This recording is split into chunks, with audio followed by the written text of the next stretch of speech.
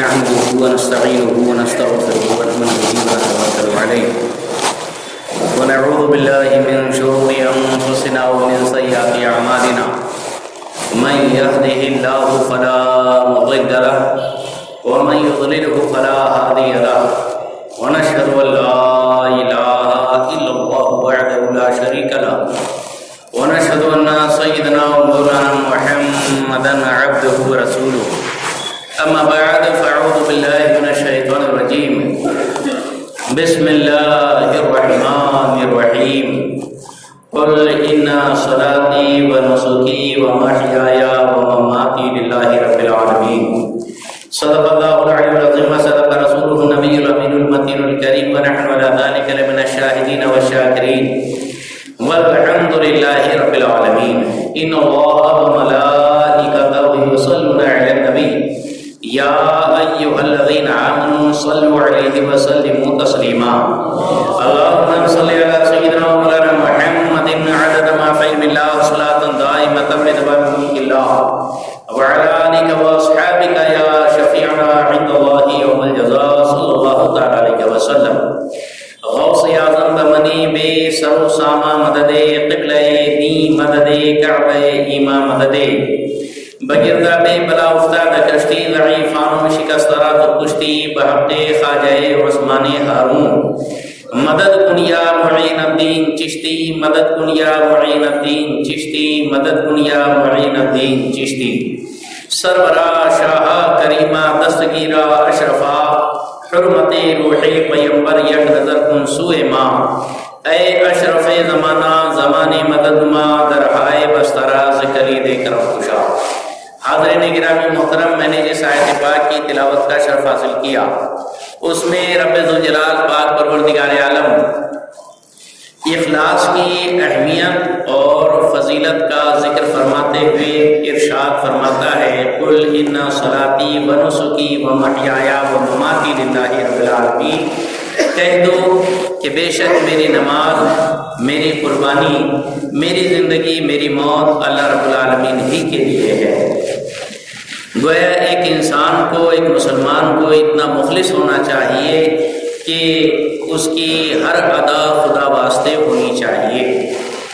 بالخصوص نماز تو صرف اور صرف اللہ واسطے ہی ہونا چاہیے۔ اسی لیے کہا گیا ہے کہ غیر خدا کو عبادت کی نیت سے اگر سجدہ کیا جائے گا تو وہ شرک ہوگا، اسلام ہی سے انسان خارج ہو جائے گا، اور اگر تعظیم کی نیت سے بھی کیا جاتا ہے غیر خدا کو سجدہ تو وہ حرام، سخت ترین حرام ہے، کسی طور پر بھی جائز ہونے کی کوئی گنجائش نہیں ہے۔ اس لیے کہ نماز صرف اللہ واسطے ہوتی ہے اور قربانی بھی صرف خالص اللہ واسطے ہوتی ہے، دکھاوا بالکل اس میں شامل نہیں ہونا چاہیے، بلکہ ایک مقام پہ اللہ تعالیٰ تو ارشاد فرماتا ہے لن ینال اللہ لحومها ولا دماؤها ولکن ینالہ التقوی منکم، کہ اللہ کی بارگاہ میں نہ قربانی کا گوشت پہنچتا ہے اور نہ ہی اس کا خون پہنچتا ہے، بلکہ خدا کی بارگاہ میں تمہارے دل کا تقوی اور اخلاص یہ منزل قبول کو حاصل کرتا ہے اور شرف قبول سے سرفراز ہوتا ہے۔ خدا کی بارگاہ میں تمہارا تقوی اور دل کا تقوی پہنچتا ہے۔ تو اس تمام آیتوں کی روشنی میں پتہ چلا کہ ہمیں انتہائی اخلاص کے ساتھ قربانی کرنا چاہیے۔ اللہ کے رسول صلی اللہ علیہ وسلم نے ارشاد فرمایا ثمنوا ضحایاکم فإنها علی الصراط مطایاکم، کہ اپنی قربانی کے جانوروں کو خوب موٹا تازہ کرو، اس لیے کہ کل صراط پر یہ تمہاری سواریاں ہوں گی۔ اللہ کے رسول صلی اللہ علیہ وسلم نے ارشاد فرمایا کہ جب بندہ مومن حشر میں قبر سے اٹھایا جائے گا تو اللہ فرمائے گا کہ میرے بندے کے لیے سواریاں پیش کر دو، اس لیے کہ اسے سواری ہی پر چلنا اور سفر کرنے کی عادت ہے، کہ جب یہ دنیا میں آیا بھی نہیں تھا، ماں کے پیٹ میں پہنچا بھی نہیں تھا، تو باپ کی پیٹھ میں سوار ہو کر چلتا تھا نطفے کی شکل میں، اور جب ماں کی شکم میں آیا تو 9 مہینے ماں کے پیٹ میں سوار رہا، اور جب پیدا ہوا تو 2.5 سال تک ماں خود اپنے بچے کی سواری بن کر رہی کہ جہاں جاتی گود میں اٹھا کر لے جاتی، اور جب اس سے زیادہ عمر ہوئی تو باپ کے کندھے سواری بنے، اور جب زندگی جیا اور جوان بنا تو اس اونٹ اور دیگر سواریاں، گھوڑے، خچر، یہ سب اس کی سواریاں رہی، اور جب مرا تو مرنے کے بعد بھی جنازے پر 4 لوگوں کے کاندھے پر سوار ہو کر قبر تک آیا، لہذا قبر سے نکل رہا ہے، اس کو سواری پیش کی جائے۔ فرشتوں سے حکم ہوتا ہے کہ یہ جو قربانیاں کرتا تھا وہ جانوروں کو سواری کے لیے پیش کیا جائے، تو وہ جانور جو جانور ذبح کیے گئے تھے وہ پوری تندرستی کے ساتھ وہاں حاضر ہوتے ہیں، اپنے بالوں، سینگوں، کھروں اور پورے جسم کے ساتھ، کہ اللہ کے رسول صلی اللہ علیہ وسلم ارشاد فرماتے ہیں وَإِنَّهُ لَيَأْتِي بِقُرُونِهَا وَأَشْعَارِهَا وَأَظْلَافِهَا، کہ یہ قربانی کا جانور اپنے بالوں اور سینگوں اور کھروں کے ساتھ قیامت کے دن آئے گا۔ وَإِنَّ الدَّمَ لَا يَقَعُ عِندَ اللَّهِ بِمَكَانٍ قَبْلَ أَن يَقَعَ عَلَى الْأَرْضِ، کہ یہ قربانی کا خون کا قطرہ زمین تک پہنچنے سے پہلے خدا کے دربار میں مقبولیت کا درجہ حاصل کر لیتا ہے۔ فَطِيبُوا بِهَا نَفْسًا، کہ خوش دلی کے ساتھ قربانی ادا کیا کرو۔ یہ تمام باتوں سے پتہ چلتا ہے کہ ہمیں انتہائی خوش دلی کے ساتھ قربانی کرنا چاہیے، اور خالص لوجہ اللہ، اللہ کی رضا کے لیے۔ رب ذوالجلال نے بھی مزید ارشاد فرمایا فصل لربک وانحر، اپنے رب ہی کے لیے قربانی کرو اور اپنے رب ہی کے لیے نماز ادا کرو۔ اس سے بھی پتہ چلا کہ قربانی صرف اللہ کی رضا کے لیے ہونا چاہیے۔ اسی لیے کہا گیا ہے کہ اگر کسی کا قربانی کرنے سے مقصد گوشت حاصل کر کے سیخ کباب بنانے اور باقاعدہ کیا کہتے ہیں سموسے تیار کرنے کی نیت ہے تو اس کی قربانی ہوئی ہی نہیں، بلکہ بڑے جانور کے اندر 7 حصے دار ہو، ان میں سے ایک کی بھی نیت میں یہ کھوٹ آ گئی کہ میں لے جاؤں گا گوشت اور گھر میں خوب دھماکے باز جو ہے جشن مناؤں گا اور کھاؤں گا، کھلاؤں گا، یہ وہ کروں گا، اگر صرف گوشت کھانے کی نیت مقصد ہے تو پھر اس کی کیا ساتھ کے جو لوگ پکی سچی اچھی پاک نیت کے ساتھ قربانی کر رہے ہیں ان کی بھی قربانی نہیں ہوگی۔ یعنی 7 حصے دار کا انتہائی اخلاص کے ساتھ صرف لوجہ اللہ، خدا کی رضا کے لیے قربانی کرنا، یہ مقصد ہونا کمپلسری اور ضروری ہے۔ تو یہ تمام آیتوں کی وجہ سے ثابت ہوا کہ صرف اخلاص اس میں مقصد ہے کہ لَن يَنَالَ اللَّهَ لُحُومُهَا وَلَا دِمَاؤُهَا وَلَٰكِن يَنَالُهُ التَّقْوَىٰ مِنكُمْ۔ اب اس کے پیچھے کیا اس کا مقصد ہے، کیا اس میں نصیحت ہے؟ تو در حقیقت یہ قربانی کر کے اللہ کے دربار میں بندہ یہ عہد پیمان وعدہ کرتا ہے کہ گویا میرے مالک پاک پروردگار عالم، جس طرح سے یہ جانور کی زندگی صرف تیرے لیے تھی، اس کی موت بھی تیرے ہی نام پر ہو رہی ہے، یہ جیا مرا تیرے واسطے، میں بھی جیوں گا مروں گا تیرے ہی لیے، اپنی زندگی پر شریعت کو اپلائی کروں گا اور شریعت کے ہر قانون کو فالو کروں گا، شریعت کی مخالفت نہیں کروں گا، تیری بندگی کرتا رہوں گا، تیرے ہی لیے جیوں گا، تیرے ہی لیے مروں گا۔ لیکن یہ بہت بڑا وعدہ ہے، اتنا بڑا وعدہ کہ جس کو وفا کرنا بہت زیادہ دشوار بات ہوتی ہے، اس لیے گویا ایک جانور کو اپنا ڈمی بنا کر خدا کی بارگاہ میں پریکٹیکلی انسان قربان کر کے یہ دعویٰ کرتا ہے۔ اور آپ ذرا دعاؤں پر توجہ دیجئے، قربانی کرتے وقت جو دعائیں پڑھی جاتی ہے وہ در حقیقت کیا ہوتی ہے؟ وہ جانور کا بہانہ ہوتا ہے، در حقیقت وہ اپنے لیے وہ ساری باتیں پیش کرتا ہے قربانی کرنے والا انسان۔ جیسے ہی قربانی کو لٹایا، جانور کو لٹایا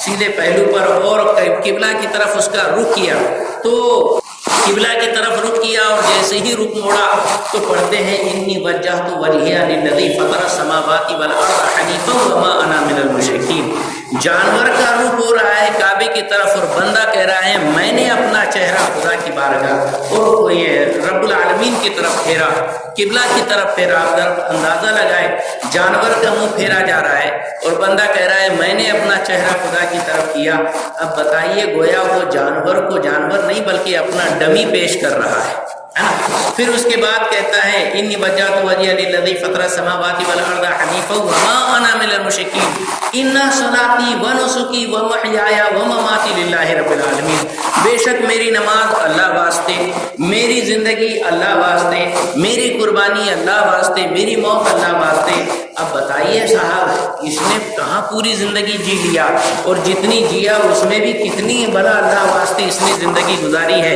سب کوئی جانتے ہیں کہ کون کتنے پانی میں ہے، لیکن در حقیقت وہ جانور کو ذبح کر کے اپنا ڈمی پیش کر کے گویا وہ مر رہا ہے تو بس آج ہی کے دن وہ پل رہا تھا اور آج مرنے ہی کے لیے وہ جی رہا تھا. اس کی زندگی بھی اللہ واسطے تھی، اس کی موت بھی اللہ واسطے تھی. بس ایسے ہی یا اللہ میں اپنی زندگی بھی تیرے نام پر وقف کر دوں گا، میں اپنی موت بھی تیرے نام پر لکھ دوں گا، اور میری نماز بھی تیرے واسطے ہوگی، میری قربانی بھی تیرے واسطے ہوگی. ہاں تو اخلاص کے ساتھ نماز بھی ادا کرنا اور قربانی بھی اخلاص کے ساتھ کرنے کا یہ عہد و پیمان گویا انسان خدا کی بارگاہ میں جانور کی قربانی پیش کر کے اپنے آپ پر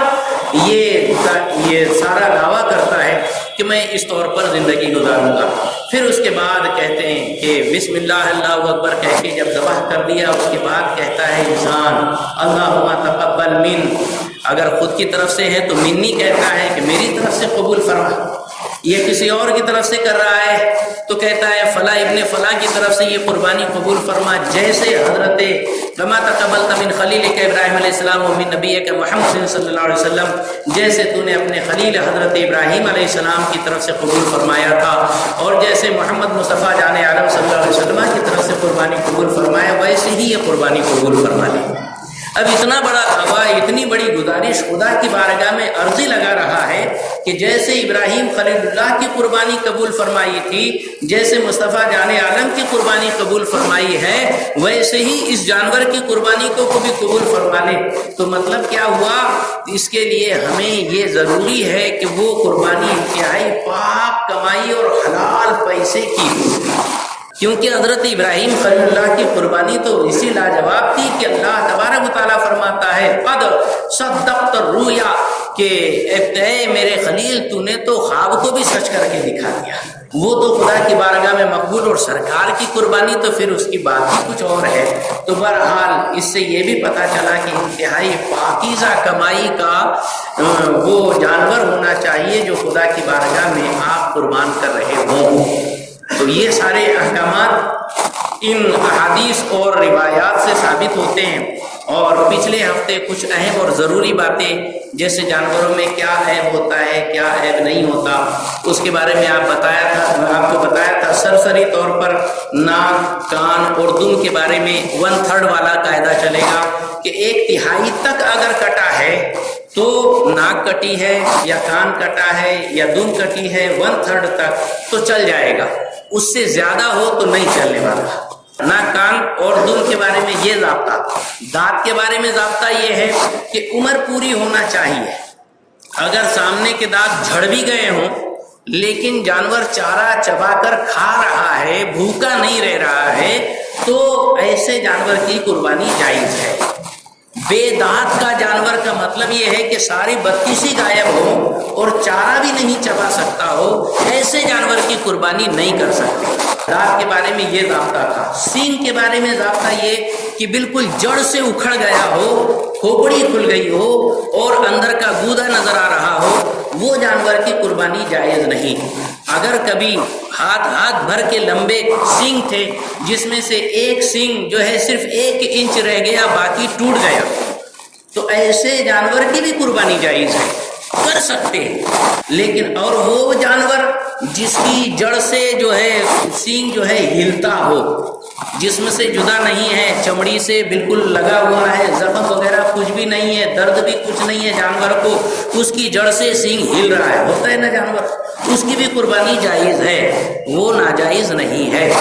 سمجھ میں آئے؟ تو یہ سینگ کا معاملہ ہے. اگر کبھی آدھا پورا کھول اکڑ گیا، نکل گیا تو بھی قربانی کی جا سکتی ہے. سینگ کے بارے میں جڑ سے اکھڑ جانے، ٹوٹ جانے، کھوپڑی کے کھل جانے کا معاملہ اور مسئلہ اور ضابطہ ہے. اچھا، دانت کا الگ تھا اور ناک، کان، دم کا الگ تھا، سینگ کا الگ تھا، یہ ساری باتیں. اور جو ہے وہ اگر کبھی جانور لنگڑا ہے تو لنگڑا جانور ایسا جانور کہ جو قربان گاہ تک نہیں چل سکتا، جا نہیں سکتا، ایسے جانور کی قربانی جائز نہیں ہے۔ کچھ لوگ ایسے ایک دم بالکل لاکھوں لاکھ روپے کے بکرے خریدتے ہیں کہ جو بالکل چل ہی نہیں پاتے، ایک دم بالکل سہارا دے کے کھڑا کرو پھر دھیرے دھیرے چلتے، تو تھوڑا بہت چل لیتے ہیں نا تو اس کی قربانی جائز ہے، وہ عیب نہیں ہے۔ لنگڑا ہونا اور ہے، موٹا ہونا اور ہے، تو وہ بیچارہ اپنی صحت سے پریشان ہے، وہ عیب نہیں ہے۔ پھر یہ کہ بھئی جو خصی جانور ہے اس کی قربانی بلا شبہ جائز ہے، بلکہ افضل ہے۔ لیکن جو جانور نر مادہ کے بیچ والا ہے، تیسری صنف والا، نہ نر ہے نہ مادہ ہے، اس کو دونوں علامتیں ہیں یا دونوں علامتیں نہیں ہیں، صرف سوراخ ہے، تو ایسے جانور کی قربانی جائز نہیں ہے۔ کان کے بارے میں مسئلہ تھا، ناک کان کے بارے میں، تو ایک اور یہ مسئلہ ہے کہ اگر پیدائشی کان ہے ہی نہیں، کان نام کی چیز ہی نہیں ہوگی اس کو، تو ایسے جانور کی قربانی نہیں۔ ایک کان ہے اور ایک بالکل ہی نہیں ہے، اس کی بھی قربانی جائز نہیں۔ لیکن دونوں کان ہے، 1/3 سے کم کٹے ہوئے ہیں، بالکل اس کی قربانی درست ہے۔ بچے کان والا، چھوٹے کان والی ذات کا بکرا ہوتا ہے، اس کی بھی قربانی بلا شبہ جائز ہے، کیا جا سکتا ہے۔ عیب کیا چیز ہے وہ دیکھنا ہے۔ بھینگا جانور ہے، یعنی بھینگا کس کو بولیں گے کہ ادھر دیکھ رہا ہے اور ادھر نظر ہے اور ادھر دیکھ رہا ہے، ترپٹ جس کو بولیں گے، تو اس کی قربانی جائز ہے۔ کانا جانور یعنی ایک آنکھ کی روشنی فل ہے، دوسرے کی ڈم ہے، یعنی دوسری آنکھ کی روشنی پہلی آنکھ کی روشنی سے 1/3 کم ہے، تو اس کی قربانی جائز نہیں، ایسا کانا جانور۔ اندھے جانور کی بھی قربانی درست نہیں ہے۔ یہ سارے قاعدے ضابطے یاد رکھنے چاہیے۔ اس میں سب سے اہم اور ضروری بات یہ ہے کہ ذبح کرنے والا سنی مسلمان ہونا چاہیے، اور جتنے حصے دار ہو وہ ٹوٹل حصے دار بھی سنی خوش عقیدہ مسلمان ہونے چاہیے، اور ہر ایک کا جو عقیدہ اور ہر ایک کا مقصد صرف خدا کی رضا حاصل کرنے کے لیے قربانی کرنا ہو۔ اسی لیے جو ہے قربانی کے ساتھ عقیقے کا حصہ بھی جوائنٹ کیا جا سکتا ہے۔ اور تیسری بات کہ ذبح کرنے کے وقت بسم اللہ اللہ اکبر جان بوجھ کر نہیں بھولنا چاہیے۔ جو ذبح کر رہا ہو تو ذبح کرنے کے لیے 4 رگوں کا کٹنا ضروری ہے، 4 میں سے 3 کا کٹنا کمپلسری ہے۔ اچھا اگر 3 سے کم کٹی، جیسے تھوڑا سا کاٹے، سیٹھ صاحب نے بولے میں کاٹتا، گئے کاٹنے کے لیے اور تھر تھر کر رہے ہیں، تھوڑا سا چیر دیے، اب اس کے بعد کسائی نے لیا اور وہ ہے کاٹ رہا ہے۔ سیٹھ صاحب نے بسم اللہ اللہ اکبر پڑھے تھے اور کسائی نے نہیں پڑھا، اس نے باقی کمیلا کیا، تو جانور حرام ہو گیا، قربانی نام کی چیز بھی نہیں ہوئی، جانور بھی مردار۔ تو یہ قریشی ہو یا کسائی ہو، اس کو بھی جب سلہ مارتے ہیں اس وقت وہ فوراً ہاتھ سے چھین کر جو چیر پھاڑ پیٹ چالو کر دیتے ہیں، نسیں کاٹنا اور دھگے کاٹنا جو ذبح کرتے وقت کسی کاٹنے والے کے ہاتھوں سے نہیں کٹتی ہے، تو کسائی اپنے ہاتھ سے کاٹنا شروع کر دیتا ہے، تو اس کو بھی بسم اللہ اللہ اکبر پڑھنا بہت زیادہ کمپلسری اور ضروری ہے، اگر نہیں پڑھا تو نہیں ہوا۔ اور یہ ہے کہ بھئی ہم لوگ کاٹتے ہیں تو دوسرے جن کی طرف سے قربانی ہوتی ہے ان کو بھی شوق آتا ہے، بولے میں بھی ہاتھ لگاتا ہوں۔ اگر ہاتھ لگا رہے ہو تو جتنے کی ہاتھ چھری پر ہے سب کی زبان سے بسم اللہ اللہ اکبر ادا ہونا کمپلسری ہے۔ صرف مولانا نے پڑھے اور سیٹھ صاحب تو بالکل ایسے ڈر کے ہاتھ ٹچ کر رہے ہیں تو وہ مردار ہو گیا جانور، قربانی نہیں ہوئی۔ یہ سب ضابطے ہیں، اور بہت سارے ایسا ہوتا ہے کہ صاحب ذبح تو ہو گیا، اس کے بعد فوراً جو ہے کوڑی کرنا چالو کر دیتے، اس کی نوک لے کر اس کے حلق میں ٹوچ دیتے اور اس کی جو کوڑی پھوڑ کر اندر کا حرام مغز کاٹ دیتے۔ یہ فوراً اس کو کرنا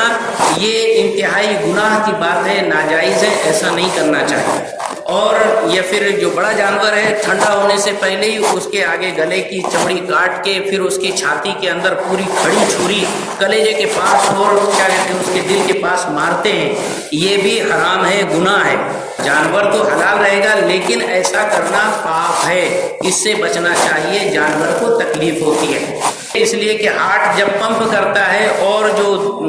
خون پھینکتا ہے تو تو رگیں کٹ جانے کی وجہ سے سارا خون جسم کا باڈی کا وہ باہر نکلتا ہے، اور دماغ بھی زندہ ہوتا ہے، وہ خون مانگتا ہے، تو جس کی وجہ سے دل پمپ کرتا ہے، اور اس وجہ سے سارا خون گندا باہر نکلتا ہے۔ اگر ڈائریکٹ رگ کاٹ دی تو دماغ شانت ہو جاتا ہے، مر جاتا ہے، اس کا کنیکشن جسم سے چھوٹ جاتا ہے، اور کلیجے کے اندر چھری مار دی تو دل کا سارا پمپنگ سسٹم ختم ہو جاتا ہے، پورے جسم کا خون پوری طور پر جسم سے باہر نہیں نکل پاتا، جس کی وجہ سے بہت ساری بیماریوں کا اندیشہ ہوتا ہے۔ اس لیے اسلام یہ انتہائی پرفیکٹ ریلیجن اور مذہب ہے جس میں باریک باریک باتوں کی طرف توجہ دلائی گئی ہے۔ اس لیے جب تک کہ شانت نہیں ہو جاتا جانور، اس کی کوڑی کرنا یا کلیجے پر چھری چلانا اس سے رکنا چاہیے۔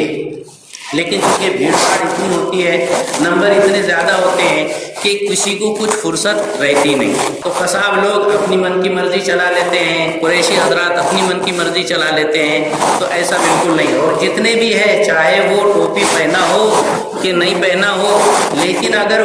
جانور کو کاٹنے کے لیے اور ذبح کرنے کے وقت سامنے بیٹھا ہے تو جتنے ہیں سب بسم اللہ اللہ اکبر زور سے پڑھتے رہیں اور ذبح کریں۔ اگر ہاتھ سے قریشی چھری لے کر وہ اگر کبھی آگے کاٹنے کی کام کر رہا ہے تو وہ بھی بسم اللہ اللہ اکبر پڑھتا رہے۔ تو یہ ساری باتیں، یہ ضابطے ہم کو جاننا ضروری ہے۔ حاضرین گرامی، پھر جو کھال آتی ہے، یہ کھال کا کیا کیا جائے؟ تو کھال جو ہے جو قربانی کر رہا ہے وہ خود بھی اپنے لیے استعمال کر سکتا ہے، اس کی بھی اتھارٹی اجازت ہے کہ کھال کو اس کی حالت پہ برقرار رکھتے ہوئے، یعنی چمڑے کو سکھا کر اس کے چمڑے سے بیگ بنا لو، مشق بنا لو، مسلح بنا لو، جو چاہے بنا لو، لیکن اتنا کون کرتا؟ ایسا کوئی کرتا نہیں۔ تو کیا ہوتا اس پر دھیان دو، باقی کیا کر سکتے ہیں اتنے پیچھے ڈیٹیل میں جانے کی ضرورت نہیں۔ تو آج کل ہوتا یہ ہے کہ اس کو مدرسوں میں دے دیا جاتا ہے، بالکل صحیح مصرف ہے، مدرسوں میں دے سکتے ہیں، مسجد میں دے سکتے ہیں۔ یہ کوئی صدقہ واجبہ زکوٰۃ فطرے کی طرح نہیں ہے کہ جو صرف فقیری غریب ہی کو دیا جائے گا، نہ ایسی بات نہیں۔ یہ چرم قربانی کا چمڑا صاحب نصاب مالدار کو بھی آپ دے سکتے ہو، خود نہ استعمال کرے، بس اتنی کنڈیشن، خود استعمال اس کو اگر کرنا ہے تو باقی رکھتے ہوئے کر سکتا ہے، بیچ کر اس کے عوض میں کوئی چیز لے رہا ہے تو پوری خیرات کرنا ضروری ہوگا، یا پھر چمڑا ہی دے دے غریب کو، مدرسے میں دے سکتے ہیں، سید کو بھی دے سکتے ہیں، مالدار کو بھی دے سکتے ہیں، رشتہ دار کو بھی دے سکتے ہیں، سب کو کر سکتے ہیں، خود نہیں اس کی رقم استعمال خود نہیں کر سکتے۔ اچھا، اب یہ آج کل فیس بک اور واٹس ایپ کے اوپر خوب مسئلہ چلا ہے کہ بولے چمڑے کو دفن کر دینے کا، زیادہ اس کی انکم نہیں ہو رہی ہے، اس لیے بولے بالکل وہ مونوپالی چل رہی ہے تو آپ نے بھی ایسا کرنے کا۔ اور جو قربانی کرنے والے ہیں ان سے گزارش کی جائے کہ وہ مدارس اسلامیہ کو اپنی طرف سے فی سبیل اللہ لوجہ اللہ، خدا کی رضا کے لیے 200 روپئے یہ پر قربانی کے حساب سے اگر دے دیتے ہیں، پھر وہ چمڑے کو جو ہے گاڑ دیں گے، دفن کر دیں گے۔ تو اصل جو ذمہ دار علماء اور فقہا کا فتویٰ یہ ہے کہ چاہے چمڑے کی رقم 5 روپیہ ہی کیوں نہ ہو، وہ مال ہے اور مال کا ضائع کرنا حرام ہے۔ مال ضائع نہیں کیا جا سکتا، دفن نہیں کیا جا سکتا، آپ جہاں دینا چاہے دے سکتے ہیں۔ اور ایک معاملہ یہ ہوتا ہے کہ قربانی کے ایام میں 9 ذی الحجہ کی صبح فجر سے لے کر 13ویں ذی الحجہ کی عصر تک ہر فرض نماز جو بعض جماعت مستحبہ کے ساتھ ادا کی گئی، اس کے بعد ایک مرتبہ تکبیر تشریق بآواز بلند پڑھنا واجب ہے اور 3 مرتبہ پڑھنا افضل ہے۔ اللہ اکبر، اللہ اکبر، لا الہ الا اللہ، اللہ اکبر، اللہ اکبر وللہ الحمد، یہ بآواز بلند 3 مرتبہ پڑھنا افضل ہے، 1 مرتبہ پڑھنا واجب ہے۔ صاحب نصاب کس کے اوپر یہ قربانی فرض ہے؟ تو 52.5 تولہ چاندی، جس کی رقم آج کے حساب سے 27,000 روپیہ ہوتی ہے۔ 27,000 روپیہ جس کے پاس بھی ہو، چاہے جس شکل میں ہے نا۔ اب 27,000 روپیہ بینک بیلنس کے اندر آپ کا جو ہے، فکس ڈپازٹ کے اندر جو آپ کا جمع ہے، یا کسی کو آپ نے قرضہ دے رکھا ہے، یا کسی کے پاس گروی رقم رکھی ہے، گروی میں فکس ہیوی ڈپازٹ پر آپ نے کسی کے پاس پیسہ جمع کر کے رکھا ہے نا، یہ سب چیزیں جو ہے کنیکٹ کی جائیں گی، جمع کی جائے گی، اور اس کے علاوہ بھی جو آپ کے پاس سونا ہے یا چاندی ہے آپ کا، وہ سب اس میں ملایا جائے گا، اور جو قرضہ ہے آپ کا وہ قرضہ اس سے مائنس کیا جائے گا۔ قرضہ کون سا؟ 2 طرح کے قرضہ ہوتے ہیں۔ ایک قرضہ میعادی ہوتا ہے، یعنی جس میں سہولت ہوتی ہے کہ صاحب آپ 5 سال میں یا 10 سال کے اندر ہر مہینے اتنی رقم سے بھرتے جانے کا۔ تو جو کرنٹ ہفتہ ہے وہ صرف کرنٹ ہفتہ مائنس کریں گے، پوری رقم مائنس نہیں کریں گے۔ میں نے ٹرک نکالی، 10 لاکھ روپے لون لیا، ہر مہینہ 15,000 روپے بھرنا پڑتا ہے، تو اونلی 15,000 مائنس کروں گا، میں ساری کیش کے اندر سے 15,000 مائنس کروں گا، پورے 10 لاکھ مائنس کرتے نہیں بیٹھوں۔ یہ میعادی قرضہ۔ اور ایک ہوتا ہے غیر میعادی قرضہ، یعنی کوئی بھی ایک مخصوص آدمی سے میں نے 10,000 روپے لیا، تو اس نے کہا کہ چلو بھائی مولانا صاحب دے دو، لیکن کبھی بھی اس کو ضرورت پڑ سکتی ہے، کبھی بھی وہ مانگنے کھڑا ہو سکتا ہے، تو ایسے پورے قرضے کو مائنس کیا جائے گا۔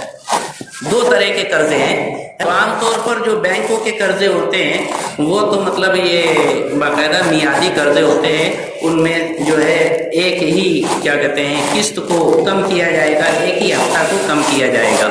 یہ ساری باتیں عام طور پر مردوں سے زیادہ عورتیں صاحب نصاب رہیں گی۔ ایک گھر کے اندر جتنے صاحب نصاب ہو ان کی طرف سے قربانی ہونا کمپلسری ہے۔ اب یہ کہ بھئی گھر والے بولتے ہیں کہ چلو آج جو ہے بڑے میاں کی طرف سے ہو جائے، ہاں تو چلو اپنے خاندان کی طرف سے ہو جائیں گی قربانی، نہ نہ نہ، وہ صرف بڑے میاں ہی کی طرف سے ہوئے، سارے چھوٹے میاں پکڑے جائیں گے اور ٹھکائی ہوں گے۔ لہٰذا جتنے بھی صاحب نصاب ہے سب کی طرف سے قربانی ہونا کمپلسری ہے۔ جو عورتیں ہیں جن کے پوت پتہ رہتا ہے، سونے کی کیا کہتے ہیں اور سارے زیورات ہوتی ہے اور چاندی ہوتی ہے، تو سونا چاندی مکس کر کے اور جو کچھ بھی ان کے کیش پہ رقم ہے وہ سب ملا کر اگر 27,000 ہوتا ہے تو وہ صاحب نصاب ہے۔ زکوٰۃ کے لیے حولانِ حول سال بھر گزرنا کمپلسری ہے، لیکن قربانی کے لیے سال بھر گزرنا کمپلسری نہیں ہے۔ اگر 10 ذی الحجہ کی صبح صادق سے لے کر 12 ذی الحجہ کی غروب آفتاب کے بیچ میں 1 منٹ کے واسطے اس کے پاس 27,000 آ گئے، اس پر قربانی لاگو ہے، اس کو قربانی کرنا پڑے۔ اب بہت کچھ ایسا مسئلہ رہتا ہے کہ ہے تو صاحب نصاب لیکن کیش نہیں ہے، کیا کرے؟ ادھار لے کر قربانی کرے، ادھار لے کر کرنا ہی پڑے گا اس کو۔ کون ادھار دیں گا، کیا ادھار دیں گا، کرنا ہے۔ ہاں من وجد سعۃ ولم یضح فلا یقربن مصلانا، حضور پاک صلی اللہ علیہ وسلم نے ارشاد فرمایا کہ جو صاحب نصاب ہو اور قربانی نہ کرتا ہو وہ ہماری مصلا یعنی ہماری عیدگاہ کے قریب بھی نہ آئے۔ بلکہ ایک حدیث میں حضور نے فرمایا وہ چاہے یہودی ہو کر مرے یا نصرانی ہو کر مرے، مجھے اس سے کوئی پرواہ نہیں۔ یار تو قربانی بہت ہی کمپلسری چیز ہے۔ کچھ اتی شہانے لوگ وہ یہ بولتے ہیں کہ بھئی جانور کو ذبح کرنا، یہ کیا کرنا، اس سے تو وہ رقم کسی لنگڑے پاگلے کو دے دیے، مجبور کو دے دیے، غریب کو دے دیے، بے سہارا کو دے دیے، بیوہ کو دے دیے، تو کتنی اچھی بات ہے۔ اب تو صرف قربانی کے اندر یہ تم کو سوچتا ہے۔ سیٹھوں کو بولو جو لاکھوں روپے کی شادیاں کرتے ہیں، برتھ ڈے میں کروڑوں روپے خرچہ کرتے ہیں، ان کو جا کے کیوں نہیں یہ فتوے سنا؟ جہاں دین کی بات آئی وہاں یہ عقل مندی کا کیڑا کل بلانے لگتا ہے، اور جہاں حرام کاری چلتی ہے، جہاں شراب کے اڈوں پہ جاؤ نا، وہاں شرابیوں کو بولو نا کائے کو دارو پیتا غریب کو دے دینا اس کا بھلا ہو جائے گا، وہاں نہیں جاتے۔ وہاں لات کھانے کی بات ہے، اس کے لیے وہاں نہیں بولیں گے۔ اور یہاں جو ہے دین کے معاملے میں سب اپنی عقل مندی بگاڑتے ہیں، تو یہ سب نہیں چلنے والا۔ بندہ بن، خدا مت بن۔ بندگی کرنا ہمارا کام ہے۔ ہاں زندگی آمد برائے بندگی، زندگی بے بندگی شرمندگی، لہذا ہم کو بس اللہ کا بندہ بن کے رہنا ہے، جو آرڈر ہے بس فالو کرنا ہمارا کام ہے، چوں چاہ کیوں کہاں کرنے کی کوئی ضرورت نہیں۔ اللہ تبارک و تعالی ہمیں اپنے فرما برداروں میں شمار فرمائے اور نیکی کی توفیق عطا فرمائے، اور پوری دنیا